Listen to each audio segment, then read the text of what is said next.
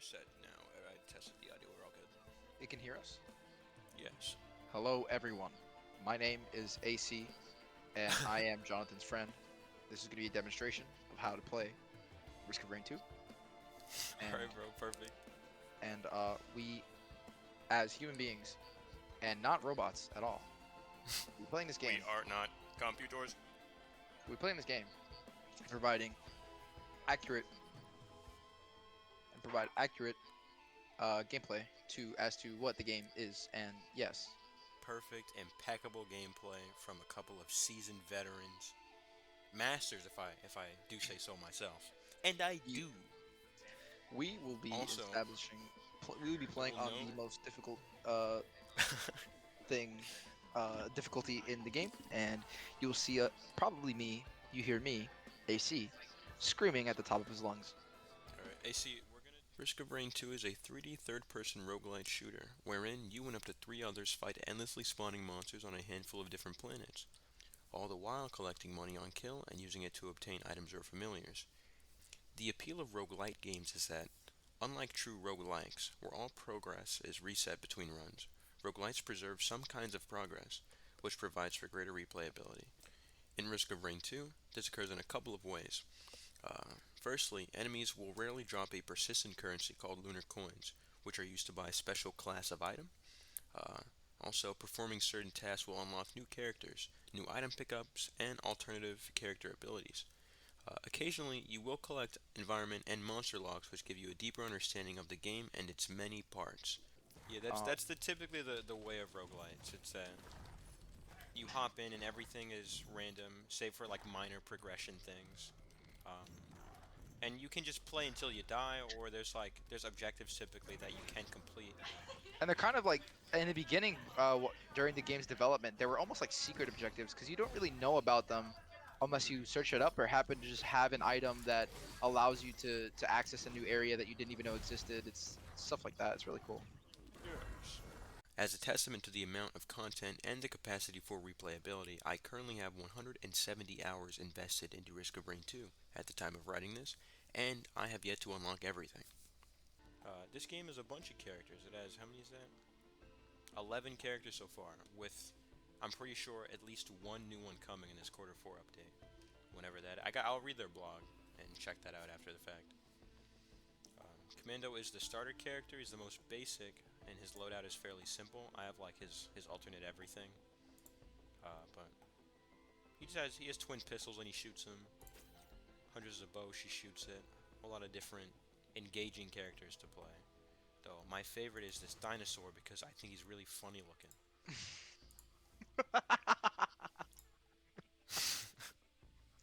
Get that off my screen, bro.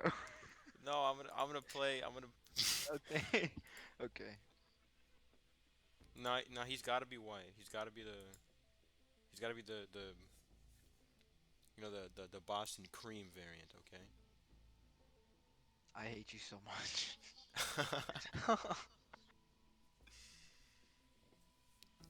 Alright, let's win.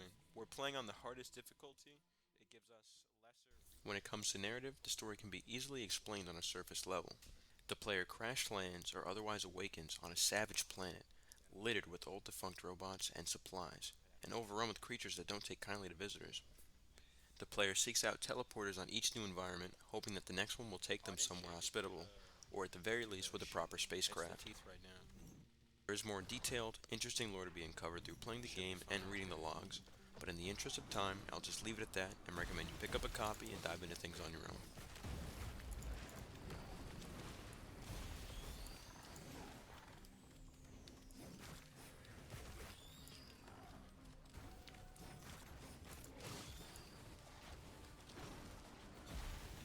Jump before I did that. You killed it as I was jumping, AC. Sorry.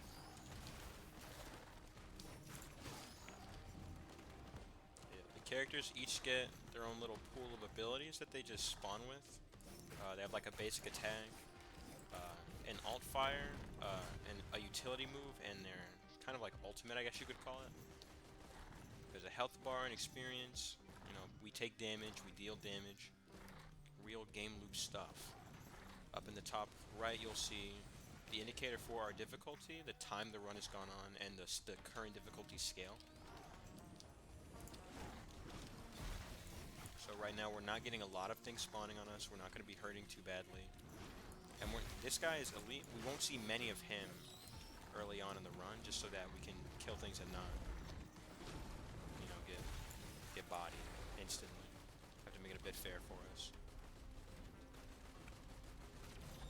I hate shrines so much, it's unreal. Well, what's the mechanic of the shrine? The shrine, see, we can use our money to buy like chests or drones or other manner of thing. Or we can like pay different shrines. This shrine specifically is a shrine of chance. And giving this guy money has a chance to drop you an item, which it just did for me. You don't want to stay on a stage for too long, wasting your money on the shrines and not the boxes. I just got a Shattering Justice. I hate you so much. Go on and give your tutorial. Well, I get all the good items. Dude, I can't control that. Yeah, you can.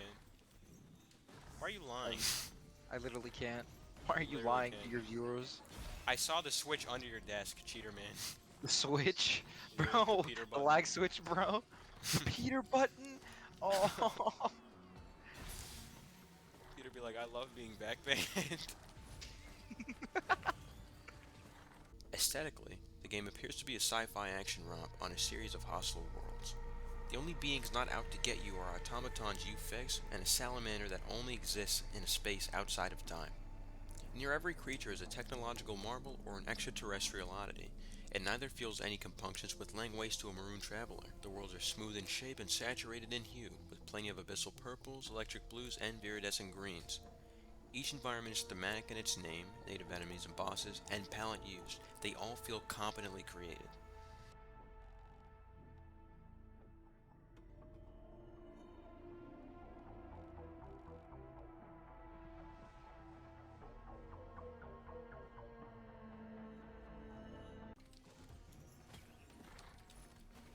Items are divided into a couple of tiers. There's like the white items we've been picking up and the green ones. The red, which AC picked up, Shattering Justice. That's like a legendary tier of item. It's very, very rare to be getting those. Then there's also the orange, which AC also has. That's an active item. It's an equipment. So if he presses Q, it'll use that for him. And unused as a special effect. The one he has now is like a healing thing. There's also another tier of item, or there's two more rather. There's like a lunar, which is blue, and there is boss items, which are yellow. And you get them through various means. The yellow items you get from killing bosses, as you would expect. It's like a teleporter drop only. And then the blue ones you get from lunar pods, which are not too important. Oh, this is gonna hurt. Ow. In the right now. The elements of the game include the player character, the enemies and their variants, passive and active items, a timer and a difficulty meter which scales with the runtime and the number of stages completed, as well as environments and the events and secrets that lay within. Eureka! Ha, the air begins to burn. Okay, so it's only wisps on this stage now. Oh, thank God. That's one of the events that can. Oh, thank God for you. I'm a melee Oh, dinosaur. true. Stick around me. A final score is iterated on until the run comes to a close. It gets added to according to the number of enemies slain, items collected and used, money spent, etc. The game loop starts with the player character spawning into an environment. They enter with no money, as it is transformed into experience points when the player teleports to the next environment. Enemies spawn in clusters, typically close to the player, and then they seek them out. As the run goes on and the difficulty increases, enemies spawn in larger clusters with greater frequency. In addition, they can spawn as elite variants, which will have higher health and bonus effects, or otherwise bosses will spawn on the player when the difficulty is high enough. The player utilizes their character's abilities to cut down enemies, for which they gain money. Money is used to unlock chests or interact with objects in the environment, such as drone familiars which heal or fight for you, and the various shrines or shop-type interactables. They more or less provide the player with items that augment the play experience to increase damage output, movement speed, healing received, survivability, etc. The player's goal is to become as stacked as they can on a planet, start the teleporter event, slay its boss, and then repeat on the next planet. You're gross. And frankly, I'm telling my mama. I don't care. You don't care! that mean? I'm gonna say it. I don't care that you broke your elbow. I'm glad you broke your elbow. I'm glad. Oh my god. I am elated that you broke your elbow. Well, I was using shrines I just too. never get it. I just don't have money. I'm a broke individual. There's no way I missed that. Baroque, You're like the dead. color purple. Baroque. I may or may not be the reason why we die during this teleporting event, by the way. Mayhaps. But I'll love you anyway. Dude, there's 3 mountain shrines? I'm hitting every single one. Is that what you meant? Oh, I hate you. What happened to loving me either Now way? I can jump a million times. No, that's before. I thought you meant like you just wouldn't do damage. That's Well, that acceptable, too. but you're being weird. Dude, I'm gonna got die. Afterburner. I'm gonna die. I'm gonna die. I'm dead. No, wait. You have me fighting like 6 guys, 6 bosses, and you die.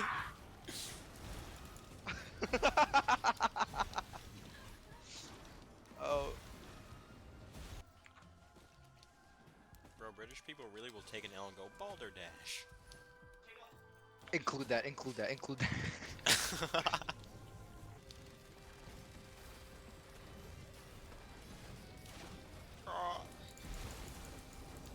I'm stupid.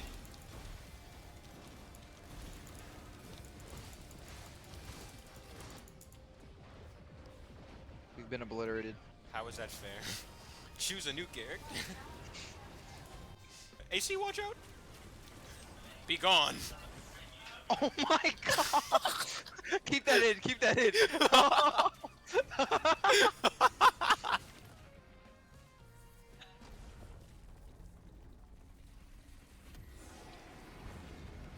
Get your dumbass back here. Missile time. Ah!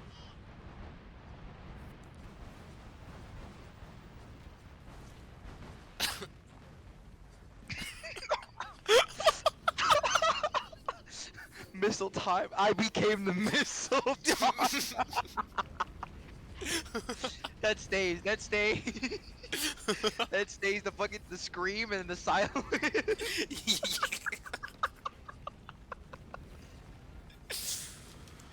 Oh. No way. So this is Risk of Rain 2. That's the game. There's ways to win. We didn't win. We didn't win.